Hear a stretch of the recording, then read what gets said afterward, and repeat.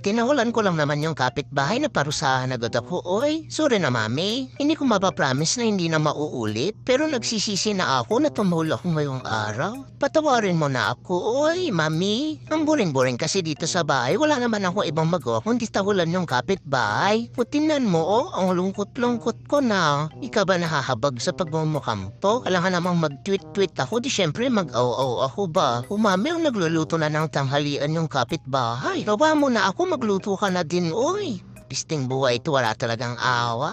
Ang pinanghuhugutan kasi ni mami ko, mag 2 years ko nang nakikita yung kapitbahay, tinatahulan ko pa din. Tinatahulan ko yung kapitbahay, lagi niyang sinasabi na be kind to neighbors. Hindi nga alam, may binabati ko lang naman, oy. Sige nga mami, paano ba bumati yung dog? Diba aw-aw? Hindi man ako makapag-tweet-tweet? Aba, I'd like to talk to your manager. Where's your manager? Nagsisilpo na yung empleyado niyo dito, oh. Sigurado ako, kachat mo na naman yung nanay ni Kuping. Ngwento na naman niya na naparusahan na ako. Mami, baba mo na ako dito at hindi ko sasabihin yung tungkol sa mga lalaki mo na sila Shopee, Lazada at Flash. Baka nakakalimutan mo yung secret natin, oh. Tara na.